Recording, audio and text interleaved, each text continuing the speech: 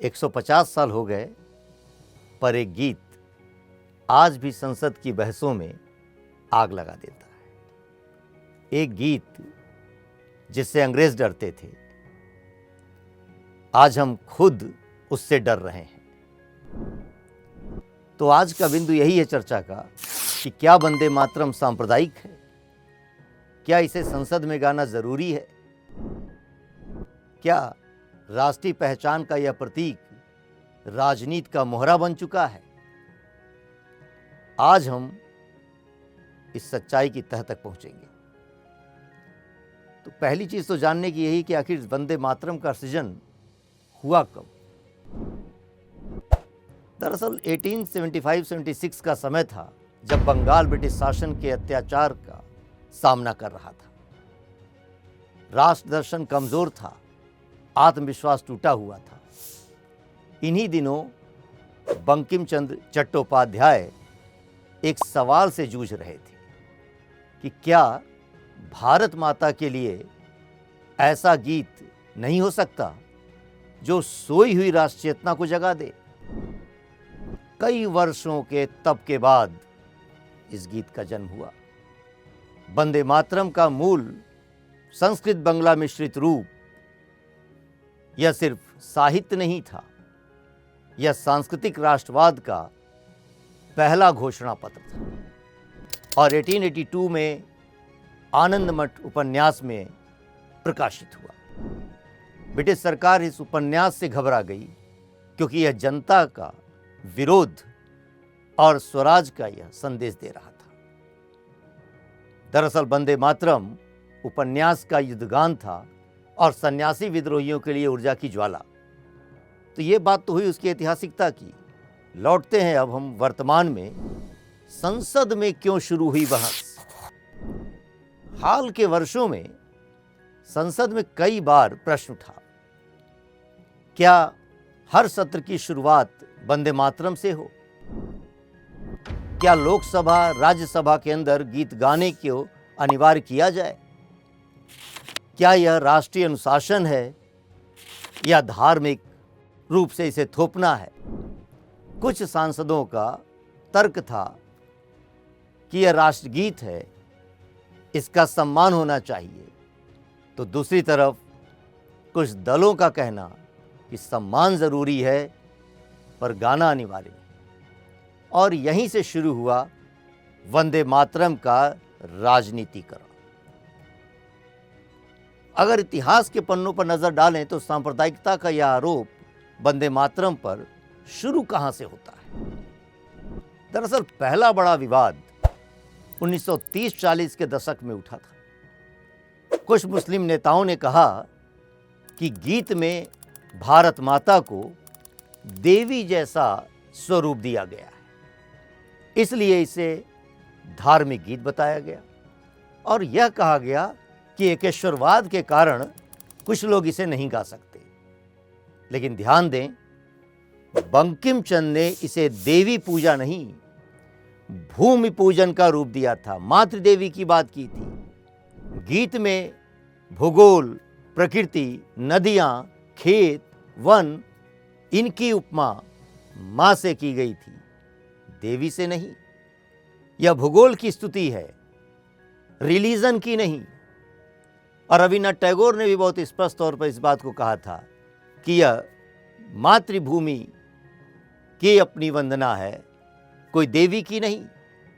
फिर भी राजनीतिक भाषणों, धार्मिक व्याख्याओं और औपनिवेशिक काल की गलतफहमियों ने विवाद को हवा दी। राजनीति ने इन व्याख्याओं में आग लगा दी और गीत पर सांप्रदायिकता का लेबल चिपका दिया। संविधान सभा की जब बहस शुरू हुई तब बात असली निकल कर आई कि सत्य क्या है। 1947 और 50 के बीच में संविधान सभा में यह मुद्दा खुलकर उठा और समिति का निष्कर्ष वाक्य यह था कि जनगण मन राष्ट्रगान होगा और वंदे मातरम राष्ट्रगीत होगा। और उसी समय डॉक्टर राजेंद्र प्रसाद जी ने एक महत्वपूर्ण टिप्पणी की थी कि वंदे मातरम की प्रतिष्ठा और सम्मान राष्ट्रगान से कम नहीं होना चाहिए। गंभीर बात थी ये। संविधान सभा ने यह भी कहा कि इस गीत को सम्मान देना नागरिकता का नैतिक कर्तव्य है और इसे गाना ये कोई अनिवार्य की चीज़ करना ज़रूरी नहीं है। यही भारत की सेकुलर स्पिरिट थी और है। दरअसल कुछ कारणों से यह मुद्दा बार बार जीवित हो जाता है। वह कारण ये हैं: राष्ट्रीय पहचान की राजनीति, धार्मिक प्रतीकों पर विभाजित व्याख्याएं, पार्लियामेंट में राष्ट्रवाद बनाम संविधानवाद की बहस और कुछ दलों के द्वारा राजनीतिक लाभ लेने का प्रयास। एक तरफ कहा जाता है जो वंदे मातरम नहीं बोले वो राष्ट्रभक्त कैसे। दूसरी तरफ जवाब आता है कि देशभक्ति दिल की चीज है, जोर जबरदस्ती की नहीं। पर सच्चाई यह है कि वंदे मातरम को सांप्रदायिक बनाना स्वयं गीत का नहीं, राजनीति का दोष है। दरअसल मुस्लिम समुदाय की आपत्तियां जब उठी तो क्या तथ्य है, क्या वास्तविकता है, इस बात को भी समझें। सभी मुस्लिम संगठन वंदे मातरम के खिलाफ नहीं थे। उस दौर में वंदे मातरम का गीत तो राष्ट्रीय आंदोलन के अंतर्गत अनेक मुस्लिम भी गुनगुना रहे थे। दरअसल कई विद्वानों ने इस बात को कहा कि पहली दो पंक्तियां पूरी तरह राष्ट्रभक्ति की है, धार्मिक नहीं। इसे गाना मजबूरी नहीं, सम्मान देना कर्तव्य है।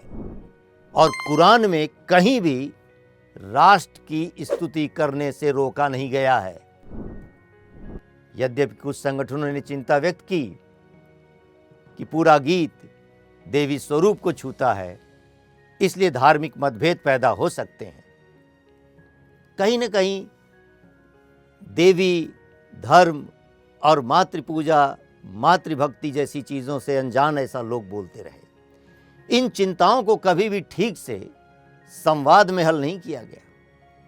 पर यह भी एक तथ्य है कि स्वतंत्रता संग्राम में हजारों मुस्लिम सेनानियों ने वंदे मातरम गाया था। वो भी इस्लाम और कुरान को मानने वाले लोग थे। तो क्या वंदे मातरम को गाना अनिवार्य होना चाहिए?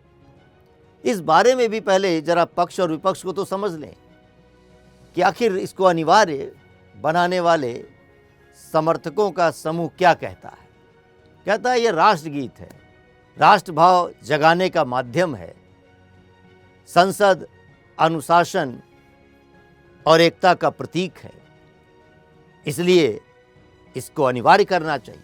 लेकिन दूसरी तरफ इसको अनिवार्य न करने के बारे में लोगों का तर्क यह भी है कि राष्ट्रभक्ति तो दिल से आती है, गाना मजबूरी नहीं होना चाहिए। भारत की बहुलतावाद और धार्मिक स्वतंत्रता के खिलाफ यह होगा। दरअसल संवैधानिक रूप से इसको अनिवार्य बनाया भी नहीं गया है। सच पूछा जाए तो बात यही है कि इसे गाना न गाना व्यक्तिगत स्वतंत्रता है, सम्मान देना राष्ट्रीय कर्तव्य है। और बात अब यहां पर आ जाएगी विचार की कि क्या वंदे मातरम सच में सांप्रदायिक है? ऐतिहासिक विश्लेषण जरूरी हो जाता है इस बिंदु पर आकर। दरअसल यह गीत किसी धर्म की स्तुति का गीत नहीं है, यह किसी देवी की आरती नहीं है, न ही किसी पंथ के खिलाफ लिखा गया है, न ही किसी तरीके के कोई एक पवित्र स्थान, एक पवित्र पुस्तक जैसी अवधारणा के साथ जुड़ा हुआ है। यह तो भूमि पूजन, प्रकृति वंदन और मातृभूमि को प्रणाम है। इसकी मूल धारा भारतीय सांस्कृतिक राष्ट्रवाद है, धार्मिक राष्ट्रवाद नहीं है। इसे हर धर्म के स्वतंत्रता सेनानियों ने गाया। यह गीत तभी सांप्रदायिक बनता है जब उसे राजनीति के लिए इस्तेमाल किया जाता है। वंदे मातरम 150 साल बाद यह संदेश देता है कि देशभक्ति का अर्थ दूसरों पर जबरदस्ती नहीं बल्कि अपने दायित्वों का पालन है। गीत हमें जोड़ सकता है अगर हम उसे जोड़ने का माध्यम बनाएं, और गीत हमें बांट सकता है अगर हम उसे राजनीति का हथियार बनाएं। वंदे मातरम की असली शक्ति प्रेम में है, जबरदस्ती में नहीं। इसलिए अंत में कहूंगा कि वंदे मातरम का अर्थ कभी भी सांप्रदायिक नहीं था। सांप्रदायिक थी वे परिस्थितियां, वे मानसिकताएं, वे राजनीतिक मंशाएं जिन्होंने इस गीत को अपने अपने खांचों में बांट लिया। 150 साल बाद हमें गीत नहीं, इस गीत के पीछे खड़ी भारत माता की आत्मा को समझना होगा, और वह आत्मा एक ही है, अखंड, अजर, अमर, एक मां जो धर्म से नहीं हमारी मिट्टी से बनी है। इसलिए बात में अंत में यही कहूंगा कि वंदे मातरम सिर्फ बोला नहीं जाता, जिया जाता है। इसकी हर धुन हमारी नसों में स्वतंत्रता संग्राम की आग भर देती है। 150 साल पहले बंकिम चंद्र ने जो चिंगारी जलाई थी, वह आज भी हर भारतीय के दिल में मशाल बनकर जल रही है, और जब तक भारत की मिट्टी है, उसकी हवा में, उसकी धड़कनों में एक गूंज हमेशा जिंदा रहेगी, वंदे मातरम। मिलते हैं आपसे।